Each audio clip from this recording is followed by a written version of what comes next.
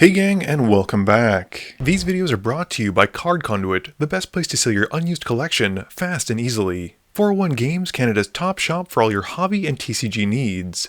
Dragon Shield, the strongest sleeves for your strongest decks. And Moxfield, the easiest way to store and share your deck lists. Eric wins the die roll and starts us off. He draws, plays a Path of Ancestry which comes in tapped, and passes. Kuzno's got a Verdant Catacombs coming in, and he sacrifices it, losing 1 to find a tap Zagoth Triome. I also have a tap land with an Oran Reef, and I ship it after that. Desmond draws, plays a Scalding Tarn, and cracks it, losing 1 for his own tap land with a Rausch's Theater. As it enters, he surveils 1, and then passes to Eric. Eric draws, plays an island, and he casts the Lord of Atlantis. Kuzno's got Rejuvenating Springs, and pays 2 for Swiftfoot Boots. I play a Forest, and then pay 2 for Sylvan Library.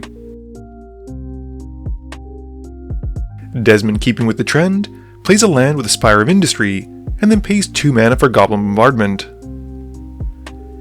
Eric's turn has him playing a Vine Glimmer Snarl, revealing an island, and he then moves to combat. He swings at Desmond for 2 with the Lord of Atlantis, and passes after that. Kuzno's got a Swamp for turn, and pays enough mana to cast Kiora's Follower. He then equips it with the Swiftfoot Boots, but Eric responds by casting Tishana's Tidebinder and counters the equip and nullifies the boots. With nothing else, Kuzno passes. I draw the full 3 and take 8 from the Sylvan Library trigger, and then play a Forest and cast Sol Ring. I pass to Desmond after that. Desmond draws, plays a Mountain, and casts Professional Facebreaker. Eric's playing an island for turn, and he casts Hackball. Moving to combat, Eric's Merfolk's Explorer, which has him revealing a Herald of the Secret Streams, and he keeps it on top so all of his Merfolks get a +1/+1 counter. Eric then swings the Tidebinder at Kuzno for 5 with Island Walk, and Kuzno has no choice but to take it. Kuzno draws and plays a Hinterland Harbor. He then casts Sidisi once it's out. As she comes in, he mills 3 and hits a creature, so he makes a zombie token before passing to me. I draw for turn, paying 4 life into the Sylvan Library to keep the extra card, and I then play a tapped Temple of Abandon, scrying 1, and bottoming it. I then cast Vorinclex, and I get to go and find 2 forest cards to put to hand, finding a Stomping Ground, and then a Highland Forest, and pass. Desmond's turn has him playing a Swamp, and he casts an Urabrask's Forge. Going to combat, he makes the 1/1 from the Forge trigger as he puts a counter onto it, and he swings the Facebreaker at me and the token at Kuzno.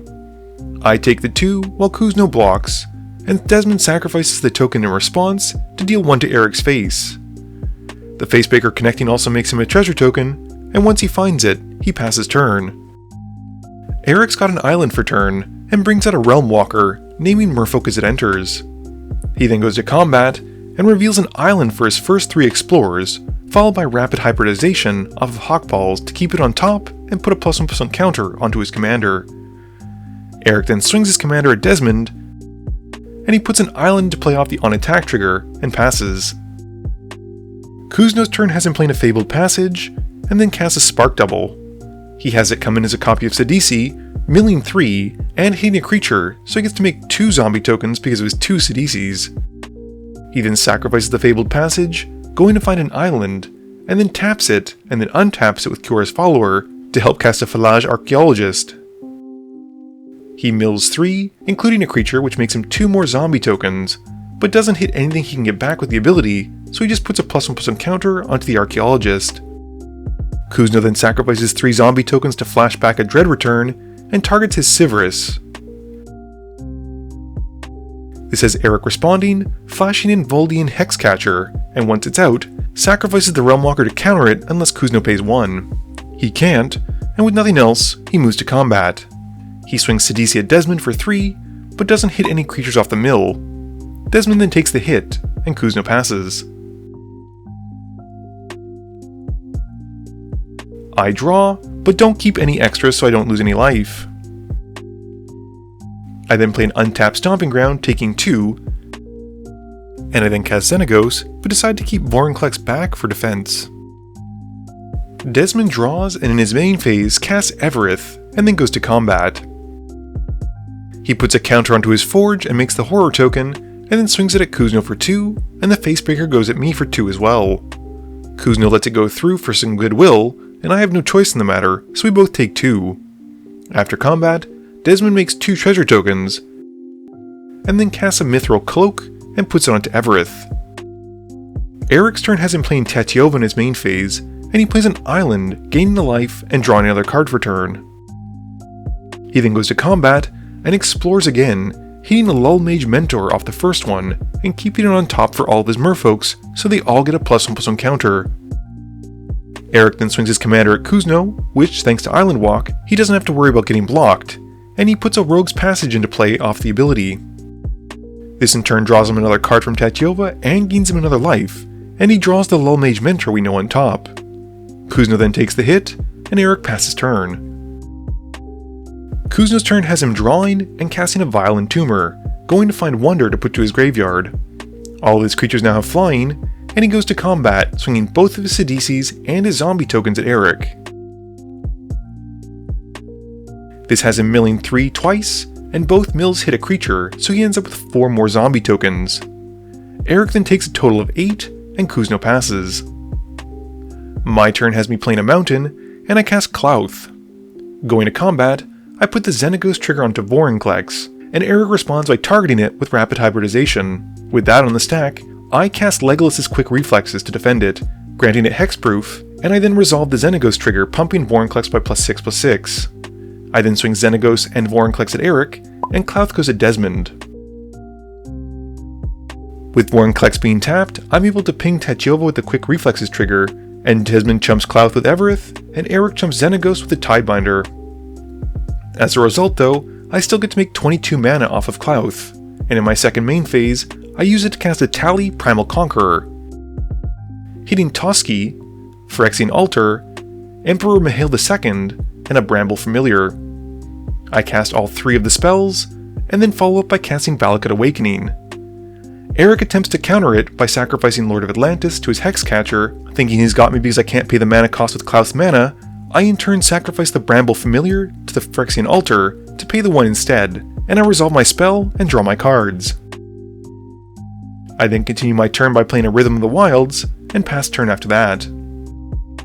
Desmond draws and goes to combat, swinging Evereth at me and the Facebreaker at Eric, and the Horror token from the Forge at Kuzno, which is now a 3/1. Kuzno blocks it with the Archaeologist, and Desmond sacrifices the Horror to ping him for 1, while Eric and I take our hits. After combat, Desmond casts the One Ring, and he then plays a Marionette Apprentice, making a Servo token, which he then sacrifices to Evereth, and deals 1 to his opponents. Desmond then activates the One Ring, drawing a card and putting a counter onto it. Eric's turn has a Karn's Bastion coming in, and he casts Reflections of Littjara, one of my absolute favorite cards from Kaldheim, naming Merfolk as it comes in. Going to combat, he reveals Swiftfoot Boots off the first Explorer, which he puts to his graveyard, and then a Master of the Pearl Trident off the second, which he keeps on top. This pumps all of his merfolks, and he then swings Hackball at me and gets to put an island into play, but I block with Toski. In his post-combat main phase, Eric then plays a Lull Mage Mentor and gets a copy of it with the Reflections. He then casts a Bygone Marvels and brings back Lord of Atlantis, and then ships the turn to Kuzno. Kuzno draws and goes to combat, swinging the Siddici and zombie token at me, and 1 zombie token at Eric. With both Siddicis swinging, Kuzno gets to mill 3 twice, and he hits a creature off of both of them, making a total of 4 more zombies. We then take our hits. In his second main phase, Kuzno casts a Cryptghast and passes to me. I draw, play a mountain, and activate Vorinclex to transform it. Putting the first lore counter onto it, I mill some cards, and I reveal Karlach and Blightsteel Colossus, which enter, and I give them haste thanks to Rhythm of the Wild. I then go to combat.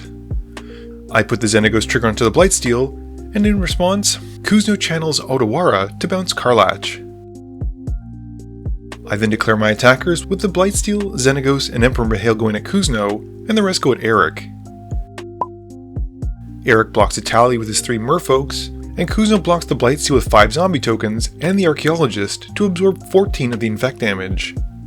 He also chumps 2 of the ground creatures with 2 other zombie tokens. I then draw a card off of Toski and make 45 mana off of Klauth, which I then use in my second main phase to recast Karlach, and then cast a Quilled Greatworm, Osier Kaslam, and a Cavern Horde Dragon. I then cast Kazul's Fury, sacrificing the Blightsteel Colossus and targeting Kuzno. With that on the stack, he uses Cyclonic Rift as a way to bounce the Cavern Horde Dragon out of the way. He then gets taken out, and I still have plenty of mana to recast the dragon, and I pass to Desmond. Desmond loses a life to the ring and draws for turn. He then taps the ring to draw 2 more cards, and he casts a Tarion Soulcleaver, and then moves to equip it onto Evereth. He then continues by sacrificing Urbrast Forge to Evereth to put some counters onto it, and then does the same with the Marionette Apprentice. Going to combat, Desmond makes a deal with Eric that if he doesn't counter the spell he's about to cast, he can take me out. Eric agrees, and Desmond then swings the Facebreaker at Eric and Evereth at me. I block with the Cavern Horde Dragon, and in response, Desmond casts Fatal Fury on Evereth to double her power to 16 and give her trample. I take exactly enough, and Eric takes 2 from the Facebreaker, which gives Desmond 2 treasure tokens. Desmond then sacrifices Evereth at the end of turn to the Fatal Frenzy trigger, and uses the 2 treasures to deal 16 to Eric and win the game. Game review time. So as you can see, this was a bit of a longer game, and I honestly thought I had it in the bag. Considering how much mana I was generating, I think it was up to 66, Klauth easily felt like the strongest card this game as it enabled so much for me. I know some people might have an issue with the Fatal Frenzy being the card they used to pump to take me out, but they did talk about it beforehand, and Eric basically felt like he was in a Kingmaker position, so it was either let Desmond win or let me win. This video wouldn't be possible without the help from my sponsors, but it definitely wouldn't be possible without the help from you, the viewers, and my patrons. So I just want to say thank you for watching, and to remember, friends are just opponents you haven't eliminated yet.